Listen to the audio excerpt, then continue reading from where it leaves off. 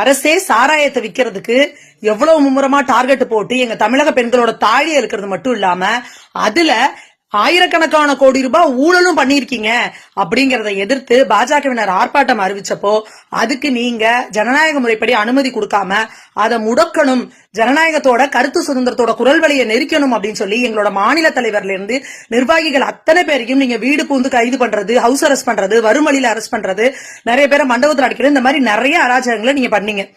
இப்போ எங்க மாநில தலைவர் என்ன சொன்னார் அப்படின்னா, வரும் வாரங்கள்ல டாஸ்மாக்ல முதல்வரோட படத்தை எங்களோட மகளிர் நிர்வாகிகள் போய் ஒட்டுவாங்க அப்படின்னு சொன்னாரு. அதை நாங்க செஞ்சுட்டு இருக்கோம்.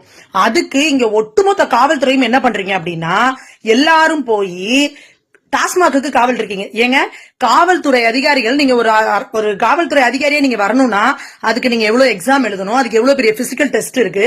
இப்படிலாம் இன்னைக்கும் தமிழ்நாட்டுல காவல்துறை அதிகாரிகள் அப்படின்னா ஒரு மிகப்பெரிய மரியாதை இருக்கு.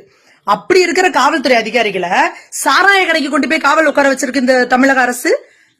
அப்போ நீங்க தான் தமிழக அரசுல எல்லாத்துலயும் உங்க ஸ்டிக்கரை ஒட்டிக்கிறீங்க, முதல்வரோட படத்தை ஒட்டிக்கிறீங்க. அப்ப தமிழக அரசு நடத்துற டாஸ்மாக் தானே, டாஸ்மாக்கு அப்ப நீங்க தானே ஓனர்.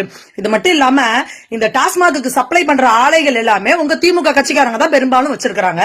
அப்ப அப்படி பார்த்தாலும் உங்களோட படத்தை தான் ஒட்டணும். எதுக்குங்க உங்க படத்தை ஒட்டுறதுக்கே இந்த குதிச்சுக்கிட்டு ஒட்ட விடாம நீங்க தடுக்கிறீங்க? ஒட்ட போற மகளிர் நிர்வாகிகள் மேல அத்தனை பேர் மேல கேஸ் ஃபைல் பண்ணிருக்கீங்க, ரிமாண்ட் பண்ணிருக்கீங்க 15 நாளுக்கு மேல மகளிர்கள் நிறைய பேரை. எதுக்குங்க இவ்வளவு பெரிய ஒரு இதுக்கு பேர் தாங்க பாசிசம். ஒரு பாசிச திமுக அரசு இங்க தமிழக மக்களோட குரல் வழியை நெரிக்கலாம், திராவிடம்னு பேசிக்கிட்டு தமிழர்களோட அடையாளம் இல்லாம ஆக்கலாம் அப்படின்னு நீங்க நினைச்சீங்கன்னா அது ஒரு காலமும் நடக்க போறது கிடையாது.